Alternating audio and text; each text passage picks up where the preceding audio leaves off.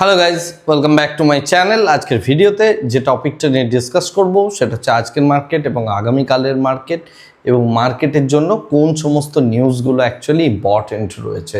তো আজকে যদি আমরা মার্কেটটার দিকে তাকাই তাহলে যেটা দেখতে পাচ্ছি নিফটি 50-র মধ্যে আমরা আজকের ডেটে মোটামুটি স্লাইড একটা নিউট্রাল কাইন্ড অফ মার্কেট দেখলাম। প্রথমে আমাদের যে এক্সপেকটেশন ছিল যে মার্কেট কিছুটা ডাউনে যেতে পারে, তো ডাউনে গেল। পরবর্তীকালে সেই ডাউন থেকে একটা রিকভারি হলো এবং 24,000-এর আশেপাশেই একটা এক্সপায়ারি হলো, যেহেতু আজকে ছিল আর কি, এক্সপায়ারি ছিল। তো সেই কারণে 24,000-এ open interest huge build up ছিল, তো সেই জায়গাতে 24,000-এর কাছাকাছি জায়গাতেই এক্সপায়ারি হলো। তো সিমিলারলি সেন্সেক্সের মধ্যেও আমরা সেম জিনিসটা দেখলাম। ব্যাঙ্ক নিফটি সামান্য পরিমাণ ডাউন, আর মিড ক্যাপ এবং স্মল ক্যাপও মোটামুটিভাবে আজকের ডেটে দেখতে গেলে ফ্ল্যাট রয়েছে।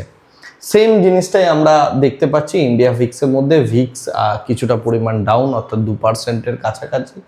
এবং আমরা যদি ইউএসডি আইএনআর দেখি, ইউএসডি আইএনআরও মোটামুটি 95 টাকা 36 পয়সা এরকম জায়গায় একটা flat kind of structure maintain করছে।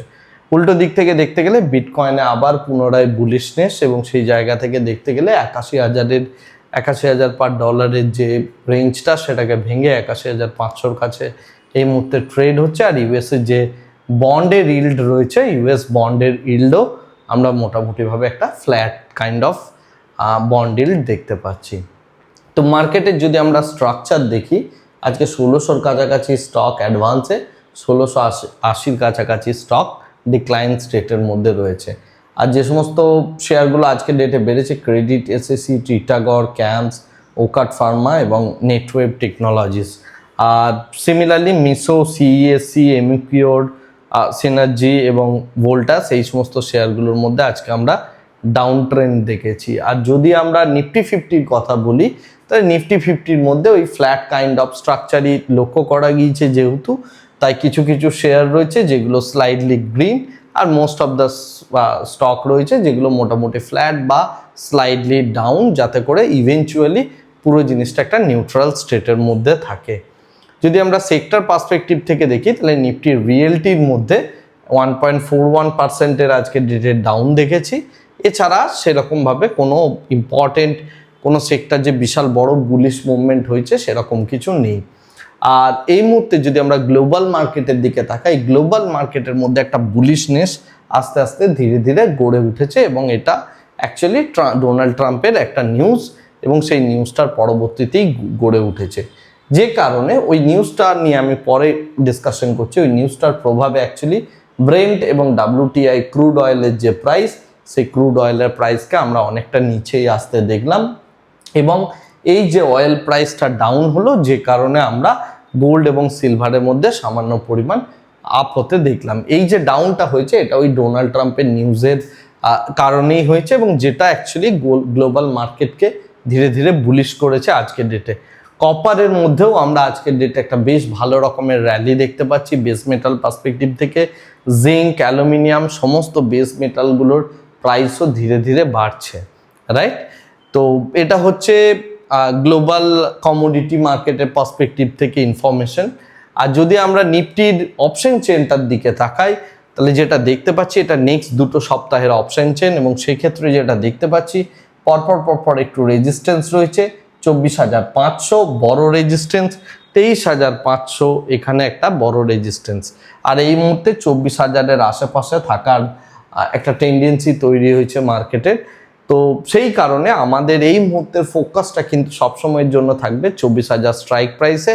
কিন্তু আমরা উপরের দিকে দেখতে পাচ্ছি ধীরে ধীরে এই রেজিস্ট্যান্সগুলোও কিন্তু দাঁড়িয়ে রয়েছে।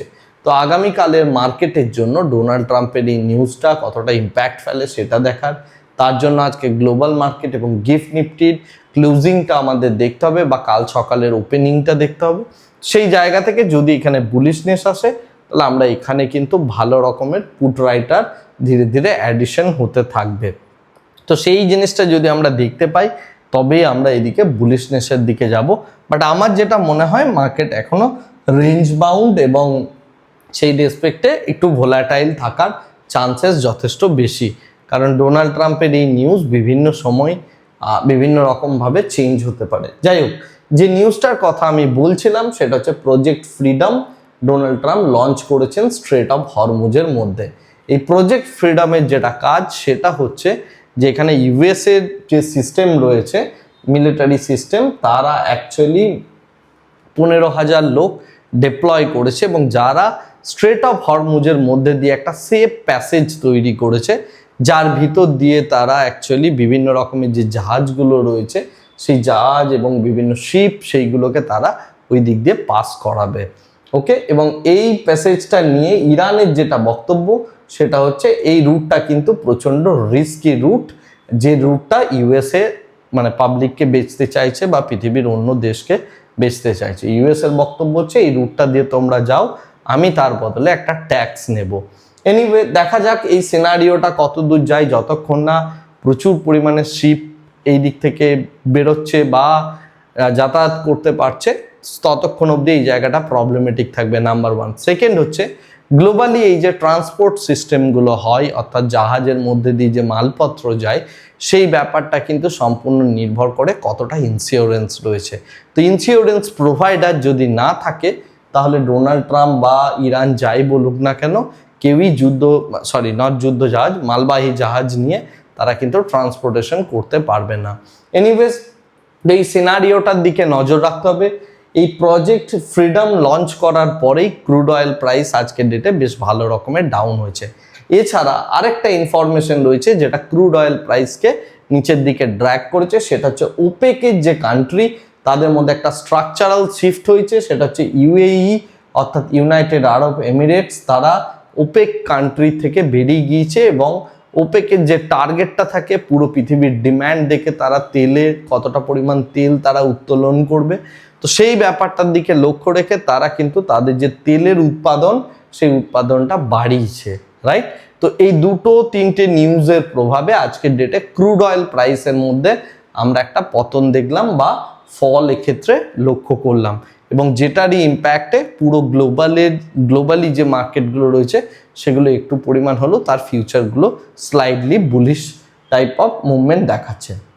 ইন্ডিয়ান স্টক মার্কেটের পার্সপেক্টিভ থেকে কোল ইন্ডিয়ার মধ্যে একটা ছোট্ট নিউজ রয়েছে এবং সেটা হচ্ছে 100 মেগাওয়াটের সোলার যে প্ল্যান্ট রয়েছে সেটা গুজরাটে তারা অলরেডি লঞ্চ করে ফেলেছে, এবং এই যে সোলার এই বিষয়টা তারা লঞ্চ করেছে এটার প্রভাবে দেখা যাচ্ছে তাদের যে রেভিনিউ সেই রেভিনিউর যে কন্ট্রিবিউশন সেটা 10%-এর কাছাকাছি বাড়তে চলেছে। তো কোল ইন্ডিয়ার মধ্যে কিন্তু আমরা একটা পজিটিভিটি দেখতে পাচ্ছি, যেহেতু 10% রেভিনিউ ইনক্রিজের কথা হচ্ছে। তো সেই সিন্সে আগামীকালের জন্য আমরা এই নিউজটার পার্সপেক্টিভ থেকে কোল ইন্ডিয়ার দিকে একটু নজর রাখতে পারি। তো এই হচ্ছে টোটাল আজকের দিনের জন্য আপডেট। আগামীকাল সকালে অবশ্যই ক্রুড অয়েল প্রাইস দেখুন, তার সাথে এশিয়ান মার্কেট দেখুন, এবং তার সাথে যদি স্টক স্পেসিফিক কাজ করতে চান তাহলে সেক্ষেত্রে আপনি চাইলে এই কোল ইন্ডিয়ার দিকে নজর রেখে যেরকম সেটআপ তৈরি হবে টেকনিক্যাল সেটআপ সেই অনুযায়ী পজিশন বিল্ড আপ করতে পারেন। এই নিউজটার একটা ভালো প্রভাব থাকা উচিত। আজকের ভিডিওটাকে আর এর থেকে বেশি দীর্ঘায়িত করছি না, ভিডিওটাকে এই জায়গাতেই স্টপ করছি। Thank you very much, bye bye, tata.